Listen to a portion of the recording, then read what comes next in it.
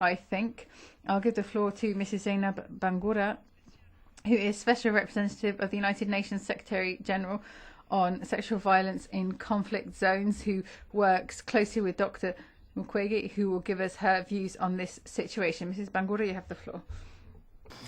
Distinguished participants, ladies and gentlemen, I'm extremely delighted to be part of this distinguished panel. The title of this panel, particularly the phase, the mother of female empowerment, reminded me of an inspiring group of women, mothers, and war victims I met in the aftermath of conflict in my homeland, Sierra Leone. These women came from Kailaun district in eastern Sierra Leone, and I would like to start by sharing their story. During the dark days of our brutal civil war, most of these women were abducted by rebels, gang raped at gunpoint, and left for dead. I met them when I went to Kailaun to record testimonies for the Special Court for Sierra Leone. I expected to find a group of broken women, haunted by the horror they had endured. Instead, I was struck by their will to survive, to realize their potential in life, and to reclaim their destiny. With the help of small loans, these women started their own businesses. The confidence and capital this gave them enabled them not only to become successful businesswomen, but some of them even ran for local council elections. They used this political platform to forge a network of women who also went on to build small businesses and contribute to governments. These women were not victims. Their suffering does not define them. They are leaders, mothers, agents of empowerment, and beacons of hope.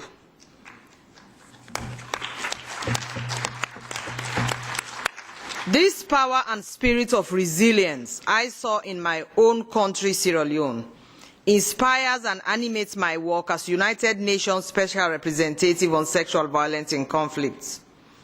Indeed, my approach is to harness this power by always keeping the survivors, their faces, voices, and stories at the center of all our relationship and our effort to combat the scourge. I believe that survivors are their own best advocates. My role, therefore, is to champion their cause, build bridges between them, and amplify their voices in policy debates. Speaking out against sexual violence and tearing down the walls of silence, shame, and stigma that surround it can empower women as pillars of the community and pillars of peace. I know this because I have seen it happen. In my own life, I have experienced the havoc of conflict and its impact on the most vulnerable. Women are the fabric of society. They put the food on the table.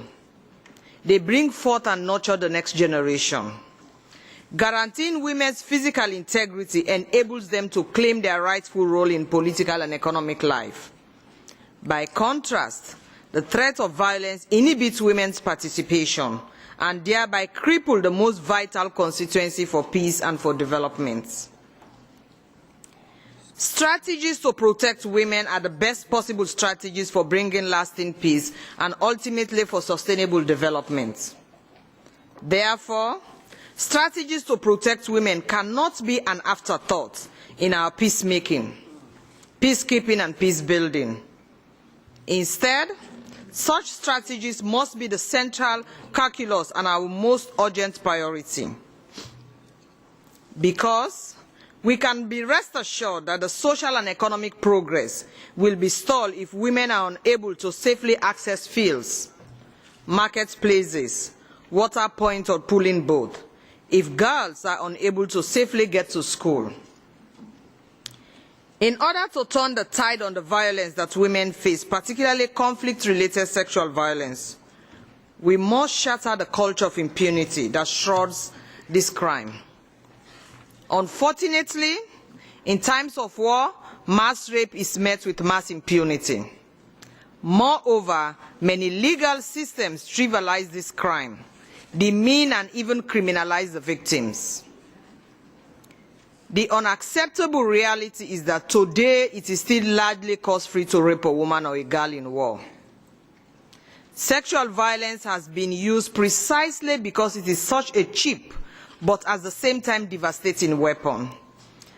To turn the tide, we must escalate the cost and consequences for those who will rape for political or military gain.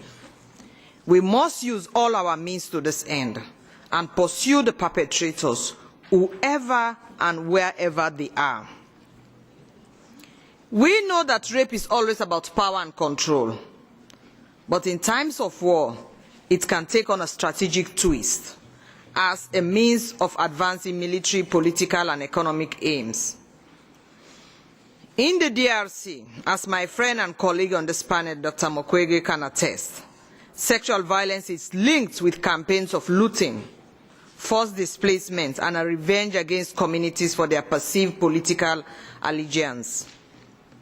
In Liberia, staggering rates of rape persist a decade after the guns have fallen silent, even though President Ellen Johnson Sirleaf has championed the protection of women and girls among her highest priorities.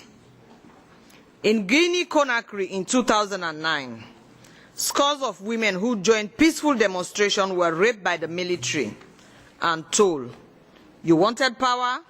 This is what you will get." In the Arab Spring, women protesters, reporters and volunteers have faced rape, detention and lack of recognition in the wake of revolution. In Bosnia, right here in the heart of Europe, women who survived the rape camps in the early 90s are unable to pick up the pieces of their life because they have seen no justice or reparation. And they are raising a generation of children who themselves carry the stigma of sexual violence, many of them born of rape. This is compounded by the harassment, intimidation, and even killings of women's rights defenders and journalists who dare to tell women's stories to the world. To eradicate conflict-related sexual violence requires a wholesale change in the culture or DNA of peace and security institutions and processes to ensure that they are accessible and responsive to women. Among other things, there is a need to build gender competence into armed, security and peacekeeping forces and equip them in an operational sense to detect and prevent these crimes. We must ensure that no peace agreement or ceasefire agreement is signed without specific reference to sexual violence, in order to ensure that these crimes are actively monitored and adequately addressed in post-conflict transitional justice and reparation frameworks. In security sector reform processes, we must ensure that those who commit or command or condone sexual violence are not allowed to assume positions of influence and power in new security institutions. At the level of international law and policy, there has been dramatic progress. Robust accountability regimes have been adopted, from the Rome Statutes of the International Criminal Court to the series of Security Council resolutions that recognize rape as a tactic of war and outline for the first time a preventive framework. The instruments that now exist are sharp-edged tools in the hands of women everywhere. They are tools for advocacy, leverage and empowerment. They represent a new consensus on making global security policy work for women. Today, the notion of sexual violence as a war crime, crime against humanity, an act of genocide, is inscribed in the agenda of world's paramount peace and security body, the United Nations Security Council. This is the result of decades of activism by women's groups. Understanding sexual violence as integral to the waging of war gives renewed impetus to the inclusion of women and their experiences in the building of peace. This forum comes at a critical moment. The political momentum at this time is unprecedented in history. This year alone, the countries of the G8, among the world's most powerful economies, adopted a historic declaration to prevent sexual violence in conflicts under the leadership of the United Kingdom and Foreign Secretary William Hague. In September this year, during the opening of the United Nations General Assembly, 135 countries endorsed a similar declaration and commitments. And in April and June, we witnessed two ministerial-level open debates of the Security Council on sexual violence in conflict, culminating in a new resolution 2106, which established the preventive framework to which I have referred and emphasizes the central role of civil society. Therefore, I do believe that we have the necessary tools to consign conflict-related sexual violence to the history books. Now it is imperative that we convert the political momentum into practical action and drive meaningful change on the ground. Indeed, if sexual violence persists, it is not for lack of laws and policies. It is because these laws and policies are inadequately enforced. Since taking office, I have stressed that nowhere is political will and action more important than at the country level, at the scene of the crimes. The commitment of the International Committee, however strong and determined it may be, can never substitute for national ownership, leadership and responsibility. We can support national actors to assume their responsibility, but you can never assume that responsibility for them. Ultimately, it is national authorities who bear the primary legal and moral responsibility to protect their people, whether it is a woman walking to market in eastern Congo, a girl collecting firewood outside a camp in Darfur, or a female student taking a stand in Tahrir Square. Their physical security is the best measure of national security. Therefore, it is absolutely essential that the international community supports with adequate and timely resources and technical expertise capacity those governments who make and are prepared to implement concrete commitments to address sexual violence. Ladies and gentlemen, global summits such as this one reminds us that success will depend on solidarity and our unity of purpose.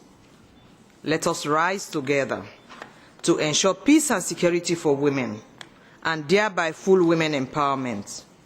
Let us do this in tribute to the women survivors of war and adversity, who have gone on to become agents of empowerment and change, like the women of Kaalaon district in eastern Sierra Leone, and many others like them across the world. Thank you.